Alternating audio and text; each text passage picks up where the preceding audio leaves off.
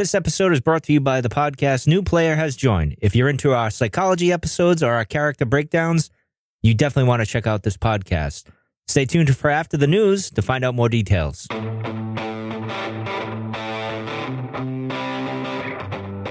You're listening to the Cantina Cast, your home for thought-provoking Star Wars talk. Join Mike and Albert each week as they break down the latest news, trailers, movies, and of course, all your favorite characters from a galaxy far, far away.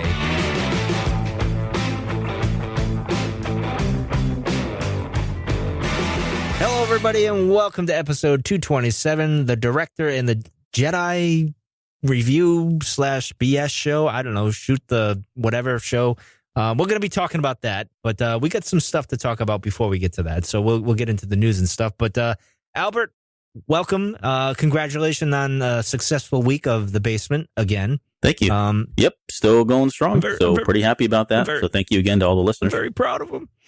Get choked up. But anyway, of course, we're joined by Jonesy. Jonesy, say hello to the fine folks. Hello, fine folks. All right, so let's get into a little bit of solo stuff as we get closer. And I just want to say, well, I'll save the Last Jedi stuff for that. But anyway, let's get into the Denny's stuff. Now, there was a Denny's promotional thing that, you know, our buddy Jason Ward and our friends from Coffee with Kenobi were invited to. We weren't because we're on the blacklist with Disney and Lucasfilm. They don't like us so much because, you know. But anyway, so in any case, they had this little shindig where they showed some things. You know, there's a commercial that came out, which we'll get into in a second here. And then, of course, there was some characters' names that came out.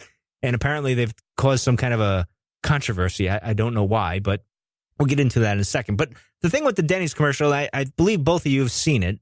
Jonesy, I know you recently saw it, but you were putting it off for a little bit. But you did see it, right? Yeah. All right. And Albert, you did see this commercial, right? You probably. Oh, yeah. Okay. Yeah, I've seen it a few times. All right. And of course, I jokingly put up a post on our Facebook and Instagram because the white-eared looking, pig face looking thing reminded me of the thing that was in Kung Fu Panda, the master there or whatever. Master Shifu? Yes, exactly.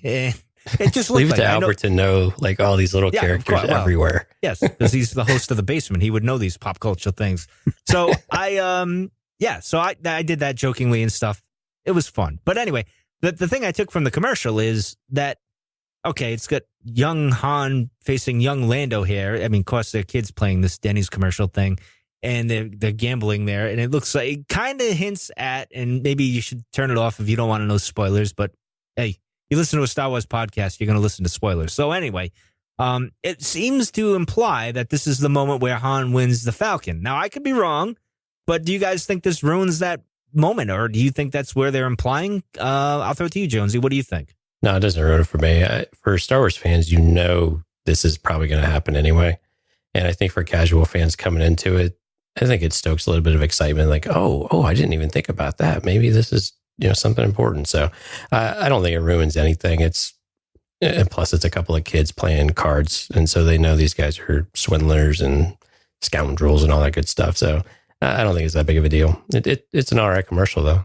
Yeah, I thought it was well done. It looked very much what we saw in the trailer there. But Albert, what say you? Do you think this is this one of those? I mean, Jonesy makes a good point. Like most Star Wars fans kind of know, and even the casual fans kind of know, I guess, when we were growing up, that you knew Han won the Falcon from Lando and stuff. And he even says it in Empire Strikes Back, won it fair and square, you know, so there's already that nugget that's already out there. So I guess this isn't really a big thing. Maybe I'm making something out of nothing. I don't know. What do you think? Yeah, I don't know that it's, well, it could be a spoiler if someone is really just out of touch with, you know, the lore and legends and all the history of the last 40 years. Cause this is something, you know, well after, or not, it was probably in the mid 80s when this started coming out. I think it was a role playing game or something. Something around that time frame, like mid 80s or so, or late 80s is where we first started hearing about how he won that. And I don't know that it's a big spoiler, and it could be a red herring. This could be a complete setup where we think this is the actual scene, and you know, it turns out that it's something else, and not necessarily the card game that, you know. So I thought it was the commercial is cool. We kind of skipped over the first part of it, which is the blue milk.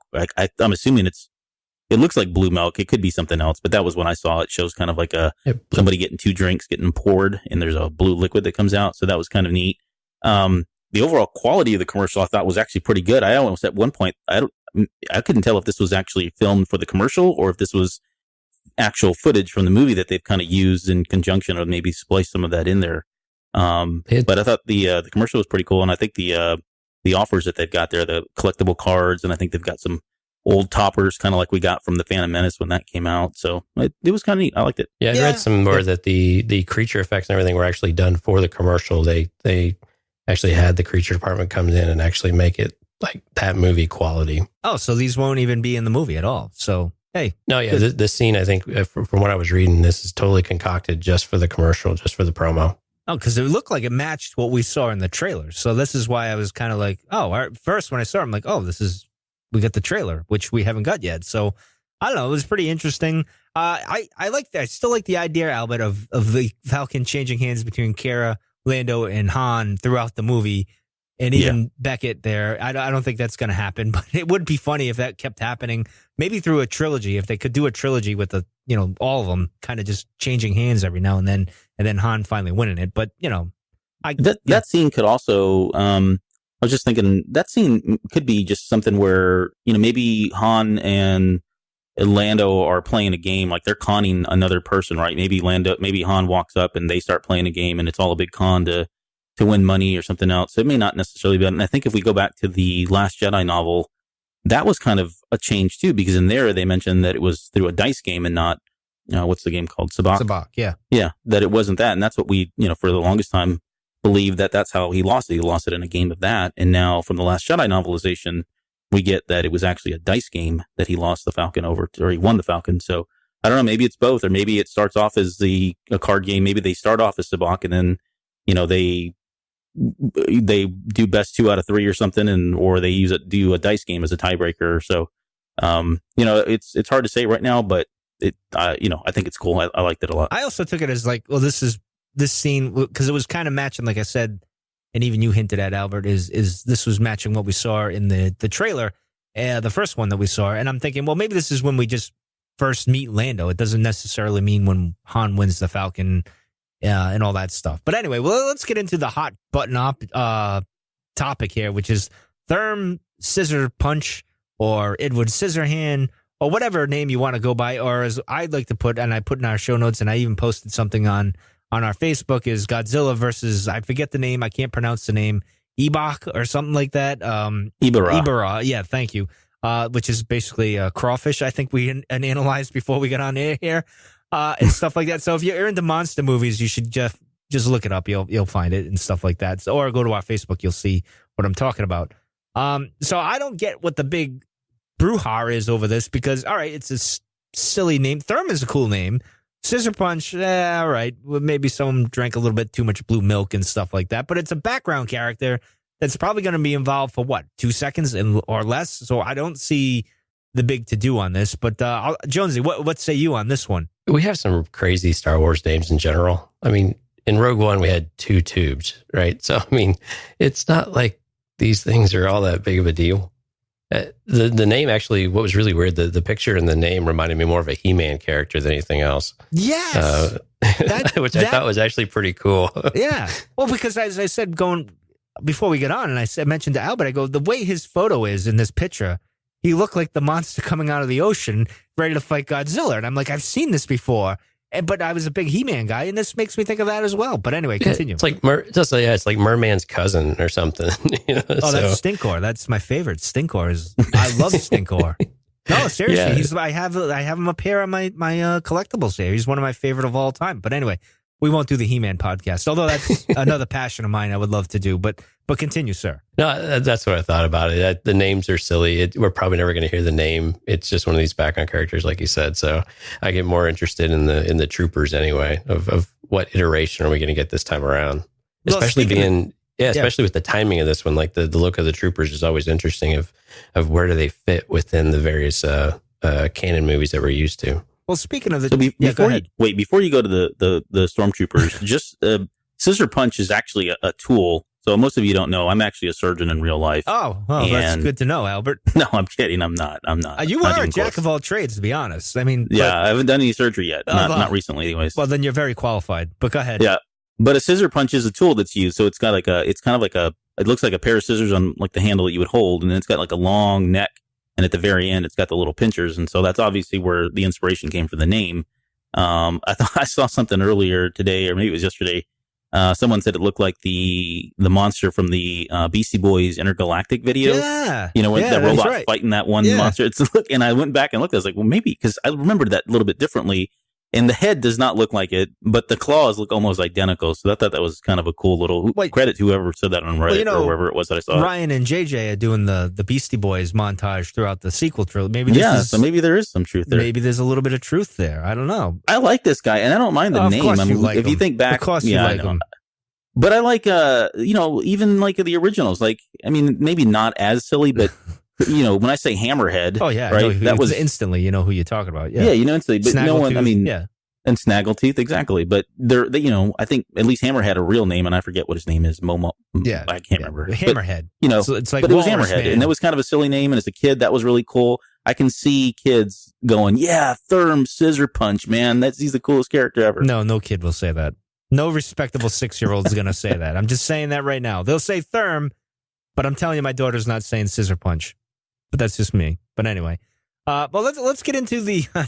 See, I don't have a problem with Therm, though. I mean, maybe he'll be the coolest character in the whole bunch. I don't know, but let's get into the troopers, because Jonesy and I were joking around before we got on here, and one of them is now the one that looked weird to me, and it's not weird. It's just interesting, I guess you could say, is the Mud Trooper, because to me it looks almost like a steampunk version of the Death Trooper, meshed with a little bit of the Shaw Trooper, and with as Jonesy said, Commander Bakara. So I don't know. What do you think about this, Jonesy? Yeah, I mean, it's this weird blend, right? So the rifle's a little odd on him. The armor is tough to see from the picture because it's, of course, got this sandy look to it too. So I don't know. It looks pretty cool though. I mean, it's got some weird gas mask on the front, maybe. So kind of piecemeal. So I'm interested to see where this actually fits into the story. But you're right. It's a mismatch of various trooper items we've seen, which I think is kind of par for the course for Star Wars. I think that's what makes it so interesting with some of the things they've done, where they integrate from across different timelines and then piecemeal a little bit together. I think that's interesting. Well, it depends on what planet he's on. Obviously, maybe it's a planet where there's not enough resources and they've kind of been, I don't want to say abandoned, but kind of forgotten about, and they have to kind of piece their own armor together and kind of do their own thing. Maybe that's why it looks kind of World War I-ish, like trench warfare type stuff, a bit. But Albert, share your thoughts on the Mud Trooper, sir. To me, he came across, and well, I'm assuming it's a gentleman, but maybe not. It could be a female. But the Mud Trooper, it almost looked like, I guess, like a character from the new Wolfenstein series. I'm getting that vibe from it. I don't know if you guys have played that, but the character models and some of the infantry or whatever, the troopers in there, it looked a lot like that. But it does look like this looks like the ghetto guy. Like he's just made this unit, he's like a wannabe, or like he put all this together. Because if you think about it during the time frame, you've got normal stormtroopers, or at least what we know as normal stormtroopers, and they look kind of complete, put together, matching at least. And this guy looks a little bit more, eclectic, or like a bounty hunter. Exactly.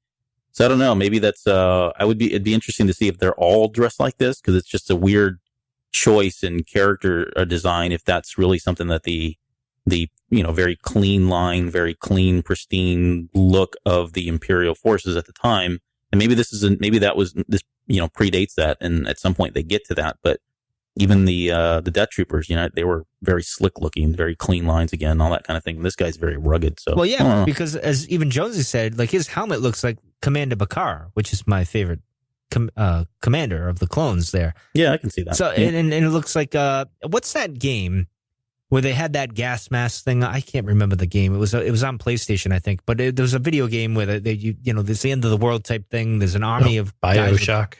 BioShock? Yeah. No, I don't think it was BioShock. I can't remember what it was. But if I find it out, Borderlands. Maybe that was it. I'm not sure. Yeah, maybe that. But in any case, it kind of looks like that a little bit. But the other thing is the range trooper. Now, talk about contrast, though. Because like the range trooper, you're like, okay, that screams Empire, even though he looks like a pimp of a snow trooper. Like that's kind of how he looks to us. I mean, Jonesy and I were joking around. He's got the Walker helmet on. He's got the snow trooper kind of armor, the chest plate and stuff, and then he's got like a fur coat on, and then it looks like his arm is like a spacesuit from like NASA. So this guy is he's interesting as well. So I don't know, Albert, what's your thought on we'll move on after the range trooper, unless you got something else to say. No, I think the look is cool. I'm trying to figure out what's the practicality of the fur shoulder pads. Like, well, they are in the just snow. weird. Why would you put? Well, the boots as well are clunky, big things as well. Like they're like some kind of like I would almost want to say like a gravity boot, like it clings to metal or something like that. I don't know. It's very strange. But continue, sir. No, I'll just say all of these. And if you look, I mean, all of the characters look very, I don't want to say primitive. Maybe that's probably too strong of a word, but they definitely look older. And I think that's probably what they were going for. But I like all of them, honestly. I think the character designs so far that we've seen for the Solo movie have been great. Especially going back to that commercial, you get to see a lot of the atmosphere and some of the background characters. Even all of those were great too. So I think they've gone all out with set production and character designs and costume designs. So I'm pretty excited about it. But yeah, I don't, as far as the range trooper, I think I hope we get to see all that. I hope it's not like the flame trooper from The Force Awakens where, everyone got hyped up and we had that one shot. And he wasn't even good in Battlefront 2. Wasn't even fun to use then. But, Jonesy, real quick, I think he's the coolest looking one. If I had to guess out of the troopers that we'll see, he kind of appeals to me the most. But I don't know. What say you? Yeah, let's leave it at this. What if it's Lando under there, and that explains the fur?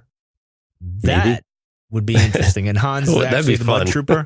That'd be funny. Yeah, well, that would be interesting. But in any case, all right. Well, we're going to move on unless you guys got anything else to say on the Solo stuff. But by the way, I want to say, I know we're goofing around and stuff, but I'm actually looking forward to Solo. I think it's going to be a fun movie, and hopefully I'm right about that. I don't want to be disappointed. But in any case, so we'll move on to our old pal.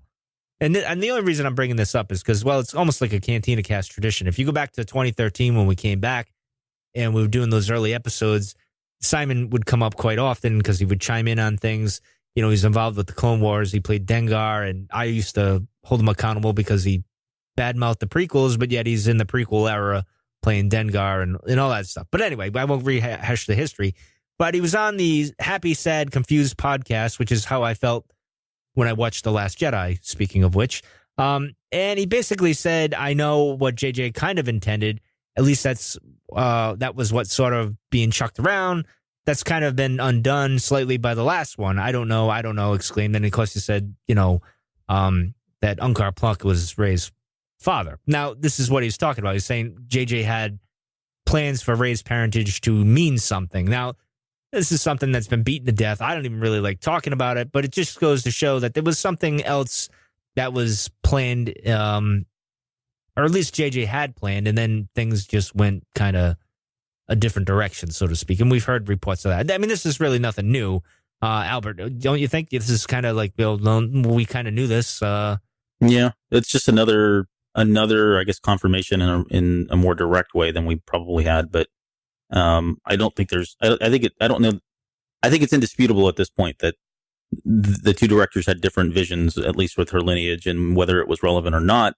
If you take Simon at his exact, at his word, then this kind of proves that that was the case. But it's a moot point at this point. We're probably well beyond that, but it's still interesting. Maybe we'll get the whole story someday. It would be interesting. I'd like to just know it because I'm one of those completionist kind of people, and then I would like to have those background details just so I have the context and all that, but I don't know that we ever will. I'm surprised that we even got this so late in the game. I thought this was something that everyone would just kind of just bury and move on because of the amount of contention it's brought about. But yeah, it's probably just reaffirms what I think we all knew, whether you're for it or against it. We kind of all knew this. Yeah, Jonesy, what say you? I think it's just another case where some news sites or even people in general just wanting some sort of clickbait advertisement to get some traffic. It's getting old, these types of things coming about. They don't add anything to it. They get people riled up.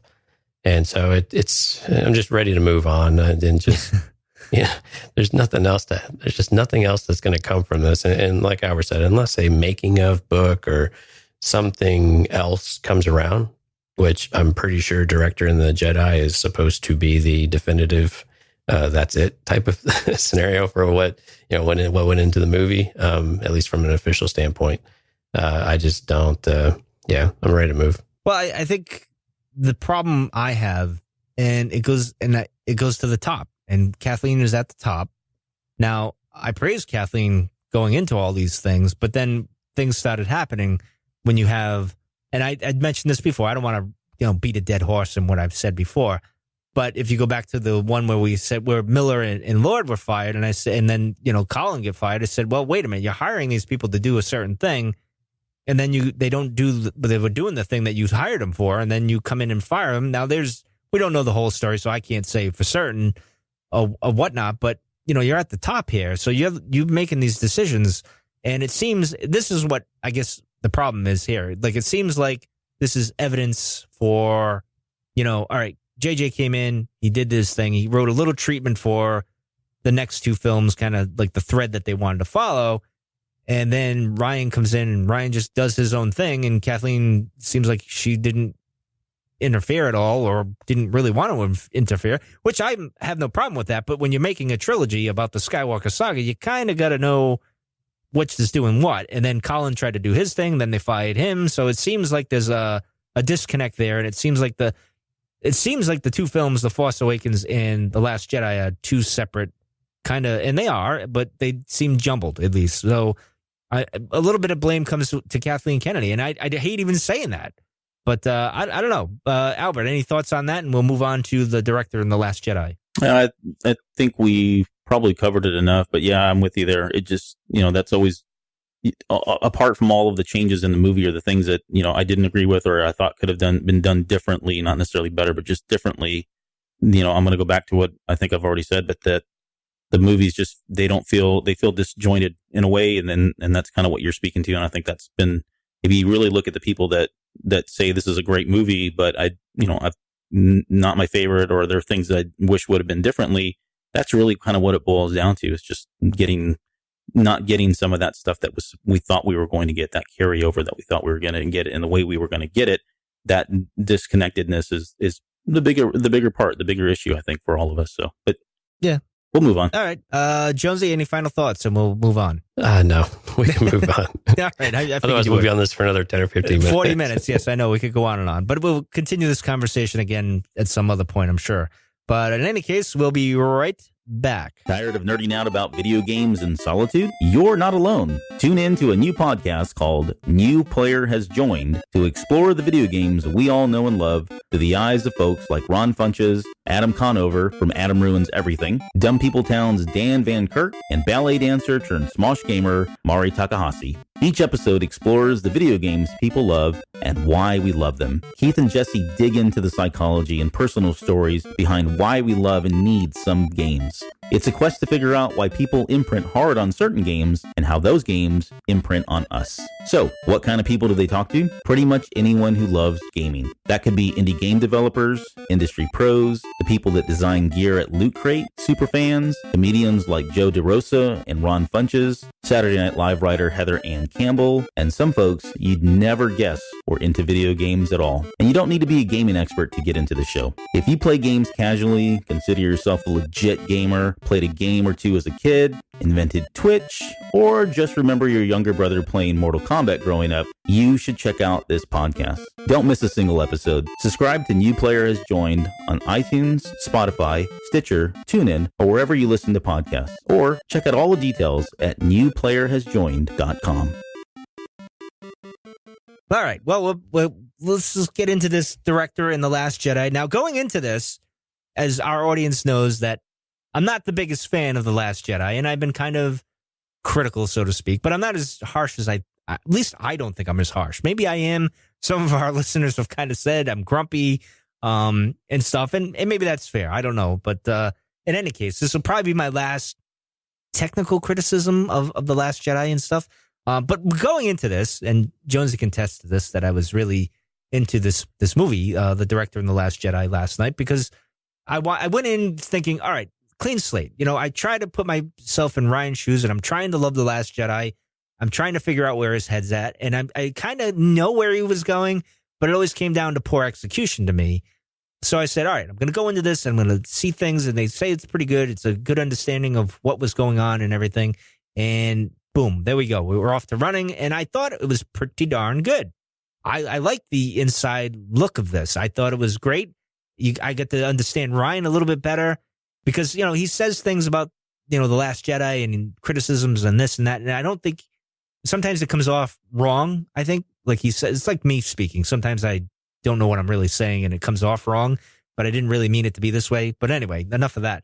But the one thing I said to Jonesy, and we'll get into this real quick before we jump into things when we were coming on air, is I think I like this type of thing where they do these documentaries and stuff. I always like a good documentary, especially Star Wars documentaries. Who could you not love that type of stuff? But I was saying to Jonesy at the top of the show, I wish they would do this with the story group, because as I was telling Jonesy before we got on air, I'm like, I think part of the problem is the mystery behind everything. All right, I'm fine with the mystery stuff, but bring a camera into these meetings where you guys are arguing about things like we do on the Cantina Cast and we do with our listeners and all us fans do, where we kind of bet like, no, this is wrong, this is right, and hash things out and stuff. I would love to see the behind the scenes with the story group kind of hashing these things out and like peel back the layers of the curtain a little bit and kind of see where their head's at when it comes to the storytelling. I think that would take the edge off of fans losing their minds a little bit more. Maybe that's wishful thinking on my part, but I thought that would be,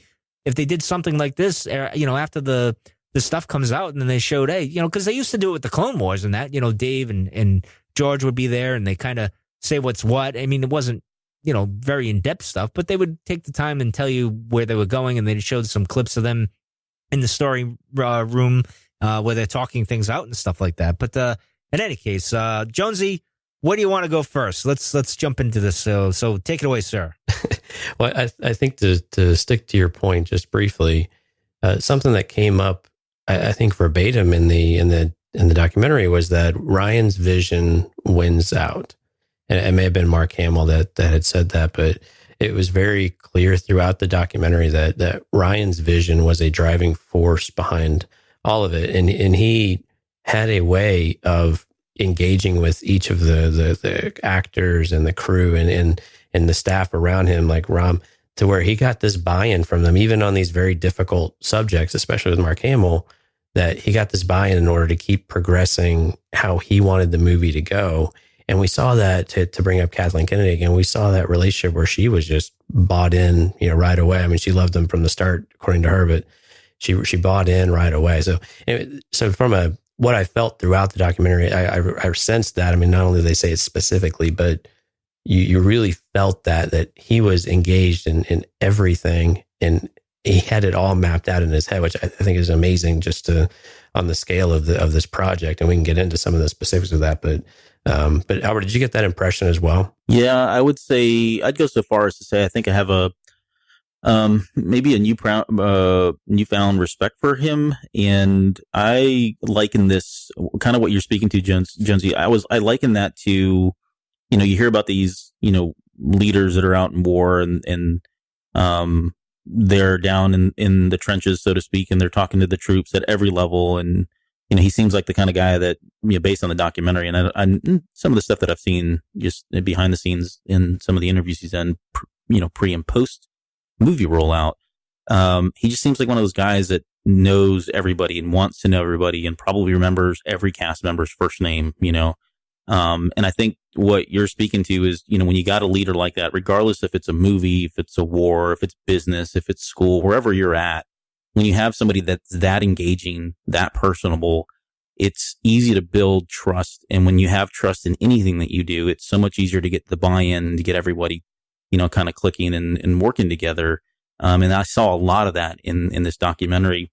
It started off, it almost felt a little self-indulgent. I thought that was my first note, because they were just kind of talking about him and heralding him as this, as the savior. And we've talked about that too, even prior to the Last Jedi coming out. I mean, you were hard pressed to find a fan that wasn't really just already bought in on the fact that Rian Johnson was going to deliver, the greatest Star Wars movie ever. And we all believed it and we all felt it. And it culminated with, the him handing out pizzas in line, opening night. But I think it felt very self-indulgent at first. And as the movie kind of played on, you start to realize that, that really wasn't the case. It really was the fact that everybody was behind him and everybody was pulling for him and everybody wanted to do a good job for themselves, but for him and for his vision. And paying respect to just the level at which he was involved in. Like, and I don't watch a lot of documentaries, to be fair, and I really don't know if this is normal. I would say this is unprecedented for me, at least in terms of, behind the scenes footage and how far they go and showing you what's kind of happening behind the scenes and almost at every level. But it was definitely a documentary that, again, gave me a different perspective on him, gave me a different perspective and just how crazy it is to put together a Star Wars movie. And to Mike's point, I think it takes the edge off. I think if you have fans out there that are willing to put the time and watch this, I think they'll come away and take a different view, or at least maybe go back. If they go back and watch The Last Jedi, I think they'll have a different perspective on it. But I still think you're going to have a subset of fans that they're not going to even get this far. I don't think they've even bought the movie. So it's kind of sad, because I think I think it does take the edge off. And I think there's a lot here for you, whether you're a hardcore fan, whether you're a fan that was just kind of indifferent, or one that just really didn't like it. I think if you watch this, I think you'd walk away with a different perspective on the movie altogether. Well, one thing that jumped out at me when I first, and like you, Albert, you get into the sense of, all right, it's a little tooting of your own horn thing, and who can blame someone for doing that every now and then? But as it goes on, it progresses, you see a different side of it and how it's going and stuff. And for me, I noticed, like you were saying, where he interacts with cast members, he interacts with the camera guy, the costume guy, and well, he is the director, so he's got to know everybody and everything. And what I took away from that is I have more respect. Now, I never had a beef with him personally, or thought he ruined my Star Wars saga or anything like that. Like, none of that crazy stuff. And I don't think he deserved the death threats and all these other things that are going on. Yeah, I mean, there's some people out there very crazy. Sorry, Mike. That's not you. That's correct. No, there's some fringe people out there. Correct. And I've said that before, in one of our earlier reviews or latter reviews, I was saying, he doesn't deserve that. I mean, as much as I disagree with him, I disagree with a lot of people. As last week you guys were going to fire me for crepe's sakes. So, I disagree with people, and I don't have a problem with that. What I did take out of it, and I respect Ryan, and I respect anyone that puts their heart and soul into something, even if it doesn't come out the way I think it should have, or whatever it may be. Because my biggest gripe is I think it's the execution of everything that it didn't work for me personally. I can't speak for everyone else, but I respect him for putting his heart and soul into it, and even Ram, same thing with producing, the guy that keeps things on schedule. The guy that's always keeping everybody moving along. All right, we got to go back to work. The camera people, the costume person, the puppeteers, the effects people, all those people that took a lot to do this, to even, show us this spectacular thing. It was impressive, and I have a lot of respect for anyone who goes and does that. Now, they fell short in my mind, but that's just my opinion. It doesn't mean I'm right or wrong. But anyway, I think Ryan, and we said this before, Albert, when we were talking before, I forget which episode it was, where we were saying, we have our issues with The Last Jedi, but we think Ryan's still going to do well with his trilogy. I still believe that he's going to do all right doing his own thing and telling his story, because I think he is a good filmmaker, and I liked Looper and stuff, and I think he'll do all right. I just think for whatever reason, this just didn't work for me, and who knows why. I mean, I don't know where to put the blame at the end of the day, but I do have a new sense of respect for Ryan, and I liked getting the insight of where his head was at, in the sense of like, all right, well, I want to do this and I want to do that. And, this is where I want to go. And the other thing I found, I like that he stuck to his guns, because that's kind of what I would do. And I like that he was daring and everything. But I think he got a little bit arrogant in the fact that he wasn't really listening to some people. And even, I don't mean to pick on Ram here, his buddy, but it reminded me, and as I said jokingly with Jonesy ahead, it reminded me of George Lucas and Rick McCollum, where McCollum was just yesing him every other thing. I'm like, yeah, go with that. And, no one said to George, no, don't do that, until later on. And then George was like, yeah, I shouldn't have done this or that or the other. But, little things like that. But hey, anyway, Jonesy, what? Yeah, and there was a moment there in the documentary where that kind of scenario came up, because I think it was Ram was talking about, he's there to support Rian Johnson, and he said sometimes, when he does really good, we tell him you did a great job, or I try to encourage him. And then when he makes a mistake, we just tell him, okay, we'll fix it. And that's very different, I think, than maybe what we heard with Georgia, because I think we've always heard that it was a lot of just yes men in there. And that's kind of why we got some of the stuff we did. But it sounds like, there was a level of humbleness here with him. that he was willing to accept that, okay, maybe I didn't get everything right, or maybe I need to reshoot this, or it didn't go the way I planned. Yeah. Which is it's kind of refreshing too, because that, again, to think about it, he could be as self-indulgent as it sounded like it started off, and as much credit and as much ownership he was trying to take with this. At the very beginning of it, he physically looked overwhelmed in the magnitude, the gravity of all of it, and that's humbling too. That's good to know. He didn't come into this going, "Hey, I'm the new hot shot they've hired. I'm the key man here. I'm going to be pulling the trigger, and you guys are going to do what I say." Yeah, he looked like, holy crap, this is bigger than what I thought. And I don't think any of us really have any kind of concept of what that really truly is. But through it all, even at the very end, you talk when they started interviewing John Boyega, and he was saying he just was, a nice guy and pleasant and never yelled at anybody and never lost his cool. And you saw that through all of it. So all those, I think, are great signs. And it just kind of backs up why Kathleen Kennedy just gave him the keys and said, "Here you go, 3 movies, make sure you return them when you're done," kind of thing. Because he's pretty much got carte blanche. And I think if you look at the way he was so meticulous at every level in this movie, I think we're probably in for a pretty amazing trilogy with him, because he doesn't have any restraints of past history or a movie before him or anything else. He's got a blank check that he can just start writing. I think he's going to be a great guy for that. See, because I agree with you, because one of the things because Jonesy sent me a little message while I was watching, because I was watching on my PlayStation there and on my Amazon, and he said, "Oh, I can see you're really into this," and busted my chops. And I'd made a comment in our Discord where I said, Ryan looks overwhelmed, and he looks like me if I was getting a big budget Star Wars film and I was doing it my first time around, and be like, "Oh yeah, this is great. And then you take that moment and you're like, holy crap, I'm doing this. And then I would just freak out and wouldn't know what to do. And maybe that's where things got lost, at least from my perspective, like with the movie. Like, if you love The Last Jedi, that's great. I don't hold anything against you. Me, I'm mixed emotions. I'm trying to love it. I'm trying to get my way through this and try to get to where you are. But from my perspective, maybe this is what happened, where he got overwhelmed, which comes into play with the next trilogy, because I think he'll do well, because now he's a seasoned veteran. And I don't think he'll be as uptight, I guess you could say, or overwhelmed, I should say, not uptight or something. That's how it came off to me. I could be completely wrong here, but Jonesy, what say you on this? Yeah, when we talk about kind of his freak out moment after he watched a cut of the film, he really questioned about whether or not he had it right. And I mean, that was the most humanizing moment of it, where that rock solid, clear vision, clear path. I know what I need to do. I know every detail. And then he had to take that step back. And like Howard said, just, oh crap. Like, what is this? And you saw it early on too, with the budget and things like that. Yeah. You start to get a sense of the scale. I mean, well, some of the both of them, him and Ram there, they were like, whoa, when they're signing the budget, you just see their eyeballs. Don't get used to it, right? Yeah. Don't get used to it. That's like someone handing us a budget for the Cantina Cast like that size. We're like, oh, wow. Yeah, well, they give us a budget of $20. We're happy as a clam. That's true. But those are the things you see, right? I mean, and they make comments about the budget. The budget is a box. Even if it's a big box, it is still a box you have to work within. And from what they had come from and what they were doing here, I mean, there's no training wheels for that scale. And yeah, they very much just had the keys to the kingdom and said, "Hey, you got a great script, go knock it out." So maybe that. Oh, go ahead. No, I was going to say that's the amazing thing with the whole budget thing, because then it goes back to like doing the tree in what was it? I forget where it was, Norway or wherever they were going. I forget where they were going, so I apologize. They wanted to do it in Iceland, yeah, I think. Iceland, yes, thank you. And they're like, "Wait, we could do it."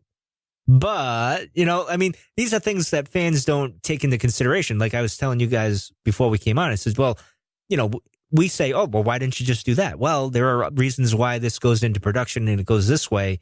And the massive sets that they were building too. Like they build it, they break it down, all these things, all these moving parts, and they were on schedule, which was amazing how they kept it all in line. I was in awe by that. But sorry, Jonesy, keep going, sir. No, I was about to say, this is a good segue to talk about the interesting insight that they gave us into the scale of this movie. They had 120 sets that they built, tore down, moved, filmed in 100 days. I mean, that is insane. And especially as you started to look at the size of these things, you're talking about building the Falcon. You're talking about building a village, building Canto Bight, which was, I think, one of the largest props they had ever built. or biggest, they use the biggest stage and all that stuff. I mean, and then you basically replicated Skellig Michael on the studio lot. So, I mean, I know that movies do this stuff all the time, and especially big budget movies, but man, just being able to see it and then you kind of compare it with, here's what on location looks like and here's what on the studio looks like. You can't tell the difference. But I liked hearing the reasons why, right? So they built the island village at the studio because they needed to do night shots in rain so they could control the weather and they could control the lighting, right? And so those types of things are really neat to hear. I like hearing that kind of stuff, and I like hearing the little debates about the tough decision about making that decision. Like, when do we do it on location versus at the studio? When is it appropriate? I think to your comment about the tree and how does that work? So I really like those little tidbits where they just kind of give you this glimpse into the, behind the magic kind of thing. And anything to add on that one, Albert? Yeah, Albert. The as far as the scale goes, there's I'm going to channel the basement here for 1 second. Just indulge me for a few minutes here. Oh, Ready Player there's One. one Good, thing. I'm excited. No, Yeah. Anyway, go ahead.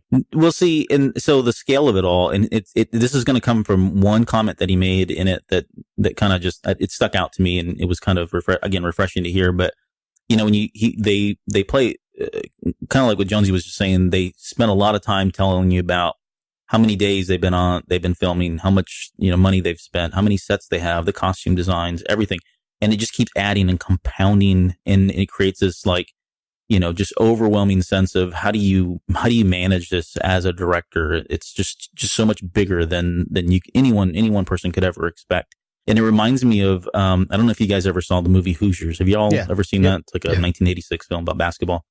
Well, there's one particular scene in there where Gene Hackman's character takes the boys, and they finally made it to the big leagues and the big state championship, and they go in and they're kind of in awe at this amazing, huge stadium that they've just walked into, and he can see it on their faces. They can see that they're overwhelmed by the grand scale of everything. It's so much bigger than their small little high school gym, and so he immediately breaks out the measuring tape and he tells one of the boys to go over there and measure the height of the basket, right? And he does that and tells them, what is it? And the gist of it is, all the measurements are the same. So when they're in that box, when they're on the court playing in that particular box, there's no different. Everything else above it is all obviously, glamour and glitz. But when they're on the court, that's the court. It's just exactly the same as they play back home. And there's one particular scene, in this when he's talking about how once he gets behind the camera, it's refreshing to him. All of that just kind of melts away for him. He's back to just filming. And that's where I think it's probably his center, right? That's where his safe spot was, at least initially going into this, when everything else was crazy and everything was going on. It was for him, it was going and just getting behind that camera, setting up the shot, having actors there. And it's just like anything else he'd probably ever done, right? That was his comfortable part. So that was the kind of the parallel that I drew there. But in sense of the scale, I mean, it's just, again, it's unprecedented. And, we know that it takes a lot to make a Star Wars movie. And that's just that's it. I mean, this is the big dance. It probably doesn't get any bigger than this, to be honest. And so it was really neat to just kind of see that. Even if you think back, even like some of the old documentaries that we've seen with like, George Lucas and Rick McCallum and all those guys. Well, I don't think we ever had the insight to this level, not at least in one kind of cohesive piece. We probably got that over bits and pieces over the course of many years and many interviews with them. But to have it all kind of crammed in there for that hour and 35 minutes when everybody seems to be mic'd, I thought it's just really neat. And again, that scale is just mind blowing in terms of how large it was. Yeah, we haven't had it in their kind of own words, right? We've had it in these making of books or these when the Magic of Myth exhibit, toured around. We get it in kind of that, but you're right. To get it in their own words and actually see that interaction is really cool. Well, again, I'm still curious what Anthony Daniels was going to say to Ryan at that moment. And he asked him, "Are you mic'd?" It's very smart of him to ask. But, I don't know. Well, speaking of let's get into the creatures, because one moment made me think of you, Albert, and I'm sure you know what moment that was with Warwick Davis and Kedpin Shokwa. Yeah, and I was like, oh man, this dude's naked. Poor Warwick he's lost his dignity with this and stuff like that. But it was interesting how all the practical and the creature effects and what went into all of that. So like that blew me away. And Star Wars effects always blew me away anyway. It was always, and it did with everybody, obviously, and stuff like that. And then, with Yoda going through with the mold that they had. They pulled it out of the box and stuff. It reminded me of pulling a lightsaber out of the box there and stuff like that. But what are your thoughts on the practical effects and how all that came together? And even the costuming, I thought was pretty interesting how they went through the whole process there, and Ryan being involved there. And, you know, the costume guy says, oh, so you need someone tall and thin? And he's like, no, I'm short.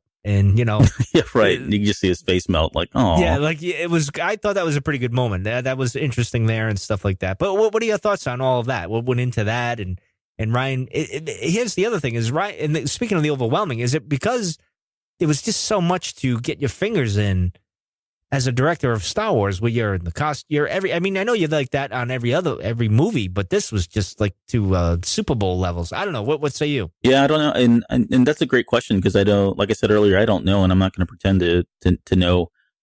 Maybe this is just, you know, fanfare or just par for course for directors to get involved at every level like this. I would expect that George Lucas kind of set that precedent, at least for Star Wars movies, because we know we've seen him sitting there looking at designs and everything else. And this is exactly what Rian Johnson was doing. But I think going into the movie, we had heard that they were going to have a lot of practical effects. And whenever they could do practical or be film on location, as opposed to doing CG backdrops or digital backdrops or backgrounds, Rian Johnson was in favor of doing that. And we certainly got that here. I mean, there's a lot of stuff that I thought was CGI that was not CGI, that was practical effects, which was really cool. And, like I think back to the father years, there was a lot there, even though they weren't my favorite, you know, having seen them now, that was really neat. Seeing like the Crystal Foxes, the, Vulpix running around. They had that dog that was kind of in the Vulpix costume. Which I thought was don't know funny. if I thought that. Yeah, it was funny. I mean, that was really cool. I was like, wow, if that was really what they used, that would explain why it did look so real in some of those scenes. And I'm wondering where the dog costume is at, PetSmart there. Like they don't have the costume. Yeah, that was a missed opportunity, marketing opportunity right there. I'm surprised they didn't jump on that, but continue. Yeah. And then we talked about Warwick Davis's Kedpin Showclop. So for those of you who don't know, Kedpin Showclop's one of the characters from the Canto Bight book. And it was the very first story, which I thought was actually a pretty good story. I mean, the rest of the book is okay, but that particular story I thought was pretty interesting. So, and we had heard Warwick Davis was in the movie, and there was a lot of speculation as to who he was going to be playing and all that. And then I think when the movie came out, I remember scratching my head going, well, I don't remember even a character that he could have played unless it was, I don't know, BB-8 or just some droid or something that we didn't really recognize. Secret's out on BB now. Yeah. What's that? I said the secret's out on BB-8 now. Now we know who does it. Yeah, exactly. Go ahead. Yeah, and it turns out he was, Mr. Oscar Mayer over here, Kedpin Showclop. So it was cool to see that. And, that scene, I think we talked about, it was filmed and cut. It was part of the Canto Bight. They come crashing through the window. And so, yeah, it probably didn't make sense to have it in there, but I thought it would have been a nice little thing to have seen just because of having read the book. I thought the Frank Oz stuff, Frank Oz is just all class. He's on Twitter now, by the way. So if you're on Twitter, you can follow him. He's pretty active on Twitter. And it's a lot of fun to hear him. He's like an old timer, right? It's like Dad finally got on Twitter and he's out there just talking away with everybody and liking everything. And it's pretty funny, but that guy's just all class. And I thought it was really great to see him, in that first scene when they show, Mark and him getting together, and Mark's just sitting there and he almost looks, you can tell he's got a rush of memory. It's just kind of all coming back to him. That moment is back that he probably had back, in 1980 when he was filming Empire 81, 80 or 79, whatever it was, that he was filming those scenes. You could see that all kind of coming back to him. And it was a nice little moment there where they finally, they got together and they got to hug and all that. And the last thing I'll say about the practical effects, the one thing I didn't like was at the 51st minute. If you go back and watch it at the 51st minute, there is a Maz statue. So I wasn't, figures. Wasn't really happy. Well, you got about your that, naked pink man. So, you should be happy with that. He was full frontal doing the Monty there. Yeah, he was. Yeah, a little too much there. Poor Warwick. But anyway, well, speaking of practical things, I thought it was great that Mark did a lot of his own stuff. Ram, I think, said it. He said, well, it's better if we have him doing what he did instead of the stump double. And of course, I agree with him on that. And I agree with Frank when Frank said, well, no, it wouldn't work CGI with Mark, with Yoda, because that's not what he he did or grew up with, so to speak, when he was doing it in Empire. So it worked out very well there. Jonesy, what say you? Yeah, there were a couple things that stuck out to me. One, yeah, Albert, the Mark Hamill just looked like he was in complete awe of Frank Oz, even after all these years. I mean, the memories, but also just watching him work and bringing a puppet to life like that is amazing. But there were two things that really stuck out to me. One, there was a scene where John Boyega and Kelly Marie Tran, they were debating like what was real, like what were actually people in things and what was animatronics. And so if you're on set and you can't quite figure out like who's in what, that's got to be pretty cool. I mean, we talked about in the deleted scenes too, or in the kind of the montage for Cano Bite, the intricacy of all these costumes is really amazing. The amount of detail they went into these very passing shots, and the same with the costume design too, which was really incredible. I mean, and you got to see a little bit of the, does it feel Star Warsy kind of debate too? And at the end of the day, for what they were trying to do, I think they succeeded from that regard. The other thing that I thought was really interesting, of course, now I lose my thought on it. Well, take your time, sir. But I will say this with the guy that forgot, like he was in that weird costume and Mark comes by and he was in awe of him. That was a funny moment. Like, right. like he's like, he's like, oh, I was a big fan of you. And Mark's like, no, I'm a fan of you. like he's like amazed. And he kept apologizing to Mark Hamill. Yeah, I know. Like he's like, I'm so sorry. It reminded me of that scene from European Vacation where they run over that guy and he keeps apologizing to them. I'm so sorry. Yeah. I'm so sorry. Yeah, it's so sorry. Wow. So sorry. Yeah, that was a funny moment. Like, actually, speaking of which, I think Mark shined through this in a lot of ways. Like, he was very emotional. And we can get into Mark right now. Well, actually, no. Let's get into George, and then let me wrap up. The other thing I was going to make, sorry, I missed this, is going back to Albert's point, was on with like the father years. They were so well done and well acted by the people controlling them that it actually felt like Rian Johnson was actually directing the animal itself. Which I mean, he was telling it to do things, and the way the camera was positioned, of course, helped make that connection. But it really sounded like he was just directing the animal itself, which I thought was just really just off the charts amazing. Well, even the Space Walrus was done pretty well, I have to admit. I don't like the scene at all, but, I'm impressed that they built it, shipped it to Ireland, did the scene, with the spitting out of the nostril and everything. And that was pretty impressive, to be honest. But I still don't like Space Walrus. It still doesn't make sense why they went through all the effort I don't know why we wasted money on Space Walrus, but hey, it is what it is. But here's the thing. I'll throw it to you, Jonesy. This reminded me of that documentary, the one with David Prowse being Darth Vader there. And they were talking about filming the scene from Return of the Jedi where he's finally unmasked as Vader because he didn't get to do that in Return of the Jedi. And here it's the same thing. Oh, George Lucas wants to have a meeting with you or a dinner with you. They mention it and then nothing ever comes of it. And George is like, well, I don't want to be on camera or anything like that. I just thought it was weird. They mention it and then it kind of like, we don't talk about it anymore. I don't know. What would say you? Yeah, I mean, I'm not surprised because it would be a very private meeting and just between two directors and the scale and whatever he might have said. It's hard to even speculate how it may have been against, just talking about crawfish or something like that for all we know.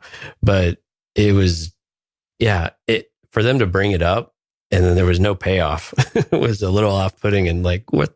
Come on, give us something. We want to know what happened. Because we had heard about this a long time ago too, right? So them bringing up it again was just like, okay, finally we're gonna hear a little bit about what happened, and it just completely disappeared. I kept thinking they were going to come back to it at some point, and they just never did. Yep, just kind of disappeared. Well, it's like kind of like George. Yeah, well, it's like they said George thought it was beautifully filmed, The Last Jedi, but I haven't really seen any video or anything. Like he kind of just isn't really around. Like he wasn't at the premiere. He wasn't anything. He was just he's off in some Singapore airport eating noodles or something. I don't know. He's arguing with reporters. Yeah, well, get a job. Yeah, that's true. He is.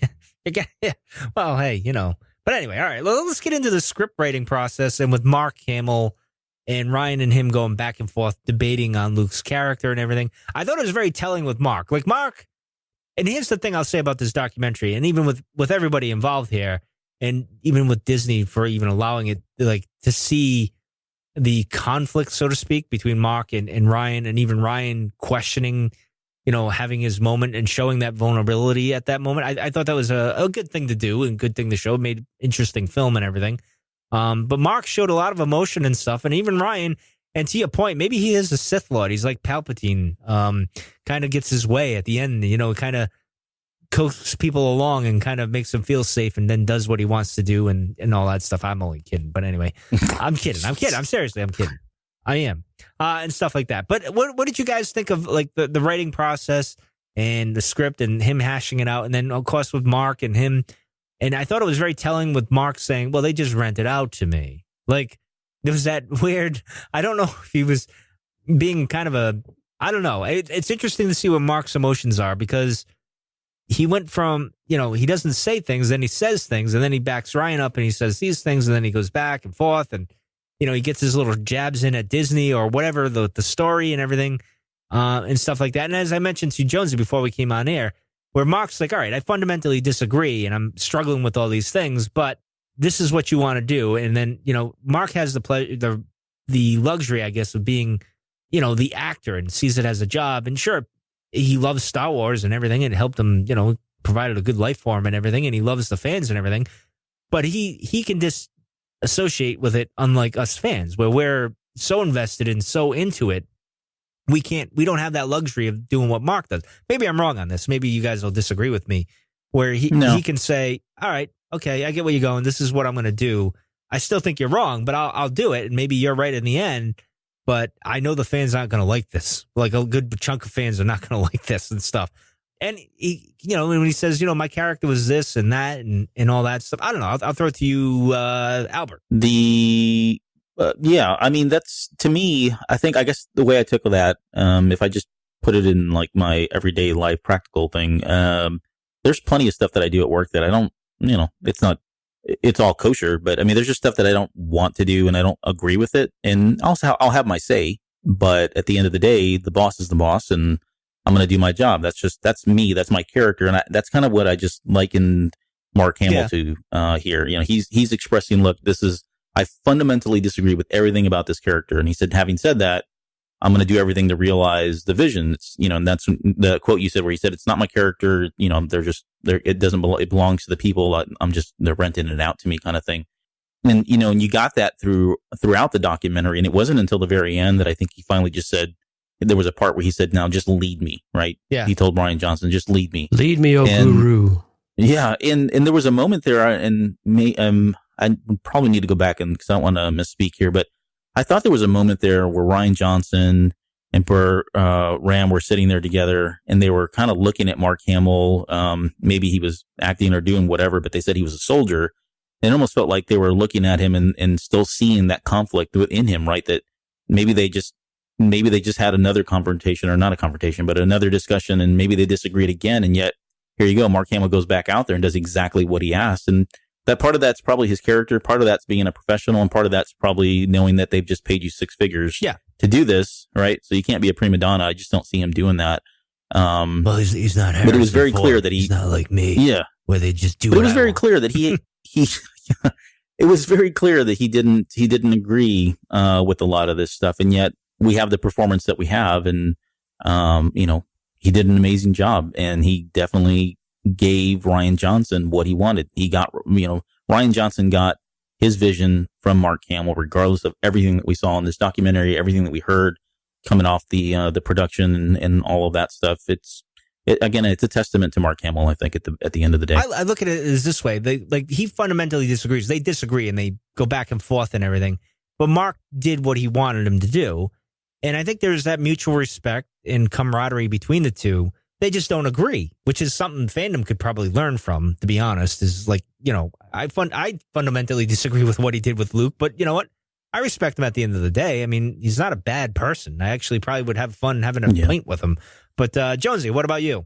I think what helped tell the story was that Rian described a little bit about how he even came up with this. He said he took for the writing part, he took every character and he said, okay, where are they right now? And where do they need to go? What would help make them grow? And then the other question he kept asking himself is, what is best for this trilogy? And he just kept questioning that throughout the entire process. And so he's always thinking and challenging himself in that regard.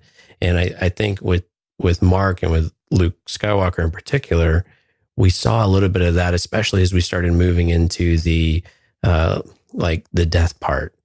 And he acknowledged, I don't know if it was him, it may have been somebody else that had acknowledged that, Mark Hamill had made a lot of comments to that he was coming back. He's going to be a central part of it. He was going to be really involved. And then when he read the script and learned about it, now he's really withdrawn. Now he's not wanting to do the stunts. He's got a lot of doubt, doesn't think it's the right thing to do because of this or that. He's too old or it doesn't make sense.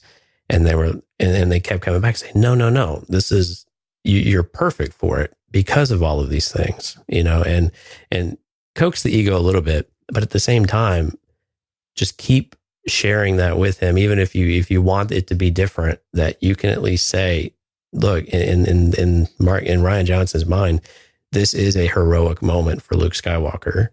And we can disagree with it too, if we want, or we can agree with it, but he can say, he wanted the big thing to say, okay, take this, inspire another generation, take the symbol of hope by showing up, even if we may not like how he showed up.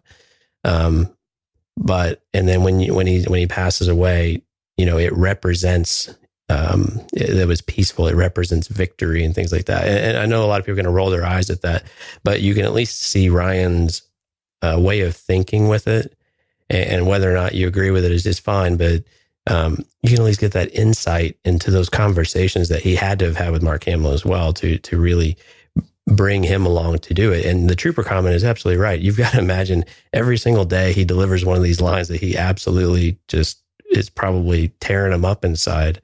But he's doing it with such an amazing skill. I mean, some of the moments they had in this, the emotional part when he was watching the temple burn, it took him several moments to come back up.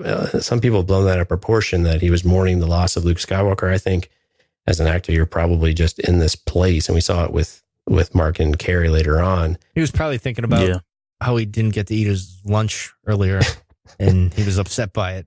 He didn't get that second cup of green milk. Exactly. That's probably, actors tend to do that. But I tend to think Mark was getting over everything at that moment. Like, finally it all came out. He did his big cry, and then he could move on. Maybe that's what I need to do. Maybe I need a big cry and get it over with, and then I can move forward. But I'm like Mark, I'm a big fan. You know what I mean? Like, I'm invested in this, and it's harder for me. But, maybe I do need a good cry or therapy, as Jonesy said. Go ahead, Jonesy. What's amazing, though, is, Ryan, I can't remember if it was in this or something else I had just recently listened to. Ryan was like, you know what? It doesn't bother me that Mark went out and tweeted about this or said this in interviews and these types of things. He's like, that's just part of it. And so from a personal perspective, I mean, I would have a hard time with that. I'd take a lot of this personally if it was me, but it just speaks to Ryan's, flexibility with actors and understanding how emotionally attached they can be to roles, and then that really define not only their career, but in some aspects their very personhood. So, well, that I should. And as a director, you'd almost think that that's a gift, right? To be able to have actors that are that invested in them, and that care that much. That he's got a handful of these. I mean, you think about you saw Daisy, and what she was doing. There was moments where she was. It took her a while to kind of break out a character and compose herself. You got Adam Driver, who was just crazy intense throughout, the filming, and we got to finally see some of that here. But I mean, he had a whole crew of these folks that were just, invested in the characters to the nth degree. And that's got to be one of the greatest gifts as a director to have. It's, you don't have somebody that's just there because you offered enough money and they're doing it, or they've got bills to pay and, they've got bills to pay and they're going to run through the lines and, at the end of the day, they're going to walk out and that's it. But, great character. I mean, great performances by all of those guys and great character by all of them as well. Well, I got to say, I do share one thing with Ryan, is that we don't care what people say or do, or it doesn't really affect us at the end of the day. So I give him that. I applaud him on that. But, I have my issues with it, and I'll have a good cry over it, and maybe I'll move on from there and stuff like that. But I will say this. What I would love to see is, as Liam is like a guy that just shows up on set and does his thing and played Qui-Gon and, kind of moved on from there and did all these other roles. Like, he just always likes to work. it'd be interesting to compare that to, like, say, Mark, where Mark is invested in the character. He cares about the character. And it seemed like, to me, everyone, the cast on The Last Jedi had the same feeling as Mark. Like, they all cared about the character and stuff, and even Harrison in The Force Awakens at the end there kind of did. I mean, granted, he was getting his swan song, so he was probably happy, but you don't get that. I didn't get that contrast of, like, you got an actor showing up to just pay the bills type thing versus all these actors seem to, like, really care about the characters, which is something we should, as fans, be all thankful for and stuff. It could be one of those where you show up and do a take and then leave or whatever. But in any case, I guess that'll do it for tonight, guys. Any other last final thoughts? Unless you got something else to say, guys, just jump in and say whatever the heck you want to say. But Jonesy, anything else to add? Yeah, I think at the end of the day, what it clarified. I mean, we know this already, but there's a lot of articles and even videos out there about how much Rian Johnson just hates Star Wars. Really gave it to the fans here and things like that is 100% not true. I mean, this guy really does care for the franchise. He cares about its history. He cares primarily about its future and how to set it up and how to move it forward in a way, I mean, in his mind at least. But so I thought that this really did a great job of just showing how much he really does care, how much he is invested in it, and that some of that stuff that people hear is just completely made up and bogus. And so I really took that away from this, and I thought this was a great documentary. I thought they did an amazing job with it. Fair enough. Albert, any final say or anything else you want to add? There was a couple things we didn't talk about, like the Finn and Phasma slow-mo scene, which I thought actually was better than the movie sequence. That's just me. The indie music was weird, so check that out when you can. I didn't really get that. The credits, the music, it was just odd. We didn't talk about the Luke and Leia scene, that goodbye scene that they had. Oh, that was very emotional, by the way. Yeah, and it didn't make that wasn't the one they used in the movie. They may have used, like, maybe shots or angles from it, but that was one moment, and there was a couple in here where I realized I was watching a documentary. Like, I was so invested in what was happening in the characters all over again that I forgotten that I was not watching. And I could see there was cameras and I could see the boom mic and everything else, but I was lost. All that was just blackened out, right? It was just those two characters. And you can just imagine everyone in that room was just holding their breath the entire time. I mean, you're right. Even with all the stuff you could see, you could just still get that tension and that emotion. And I think I was holding my breath because I just couldn't. Yeah. You felt really like you were there watching it. You're like, holy crap! This is movie magic right here. Just that interaction just between two people is so fantastic. Yeah, and there was another moment there with Carrie and what's her name? Well, Holdo and Leia. That moment too was neat because it almost felt like it was Laura Dern saying goodbye to Carrie, or saying goodbye to Leia, or the character itself. I don't know. That's what I picked up on it. But anyways, I guess just to kind of wrap it up, because I know we're pretty much out of time. But the documentary I thought was pretty great. I told you guys before I came on air, I fell asleep twice through it. That's not a reflection on the documentary. That's just you were tired. That's me. You had a busy week. I was just tired. But if you get a chance to watch it, I'm sure if you listen to this podcast, you probably have already seen it. If you haven't, get a chance to do it or make some time. It's only an hour and 35 minutes or something like that. So watch it. It's a great documentary. Like I said, it's unprecedented. I don't think we've ever seen anything at this level. And I would argue that you don't see this in too many other movies altogether. There's some great insight here. There's some great stuff, whether you're into documentaries or not, whether you're into The Last Jedi or not. I think there's a lot of great stuff here. And I think the future is pretty bright for Mr. Johnson and the new trilogy. So definitely looking forward to that when it comes out. Now, it's no Empire Dreams. I'll say that. That's still the number one Star Wars documentary, in my opinion. But this is great insight. And for all those haters out there and people like me that are on the fence and struggle with it and try to love it or whatever, I suggest checking this out to at least get into Ryan's head a little bit and see the process and why things were done. It might make a little bit more sense to you. It might take some of the edge off of it. It probably won't change your mind. I'm still working through things. Like I said, I got to have a good cry after we get off the show here, and I'll work my way through it like Mark did. But I think it was a really fantastic journey into the process of making a big budget film like this, especially a Star Wars film. It was an insightful thing to see. And, I agree with you, Albert. As much as I think The Last Jedi fell short or wasn't executed the way I thought it should be, or not that really matters or anything like that. But I think his trilogy will be fine. I think there won't be a problem. It'll actually probably be a pleasant surprise, to be honest.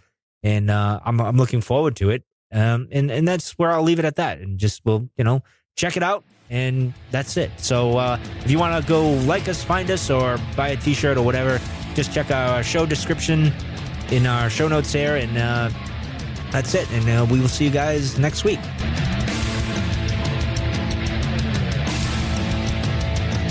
You're still listening? Wow, that's amazing. Well, I'm here to give you the disclaimer.